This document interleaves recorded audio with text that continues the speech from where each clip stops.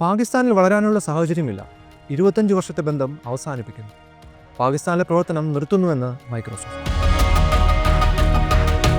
പാകിസ്ഥാനുമായുള്ള കാൽനൂറ്റാണ്ടിന്റെ ബന്ധം അവസാനിപ്പിച്ച് രാജ്യം വിടാനൊരുങ്ങുകയാണ് ആഗോള സോഫ്റ്റ്വെയർ ഭീമന്മാരായ മൈക്രോസോഫ്റ്റ്. കഴിഞ്ഞ കുറച്ചു വർഷങ്ങളായി ജീവനക്കാരുടെ എണ്ണവും പ്രവർത്തനവും കുറച്ചു കൊണ്ടുവന്ന കമ്പനി പൂർണ്ണമായി പാകിസ്ഥാൻ വിടുകയാണ്.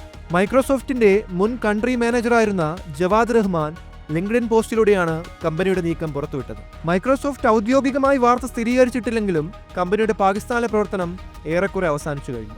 5-ൽ താഴെ സ്റ്റാഫുമായി ഒരു ലെയ്സൺ ഓഫീസ് മാത്രമായാണ് നിലവിലെ മൈക്രോസോഫ്റ്റിന്റെ പാകിസ്ഥാനിലെ പ്രവർത്തനം. കമ്പനിയുടെ നീക്കം രാജ്യത്തെ ടെക് മേഖലയിൽ കനത്ത അസ്ഥിരതയ്ക്ക് കാരണമാകും. ഇതൊരു കോർപ്പറേറ്റ് പിൻവാങ്ങൽ എന്നതിലുപരി രാജ്യത്തിന്റെ സാഹചര്യത്തെക്കുറിച്ച് ആശങ്ക പടർത്തുന്നു.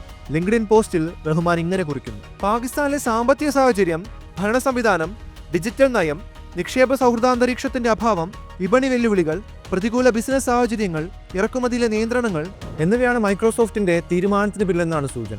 2000 ജൂണിലാണ് മൈക്രോസോഫ്റ്റ് പാകിസ്ഥാനിൽ പ്രവർത്തനം ആരംഭിക്കുന്നത്.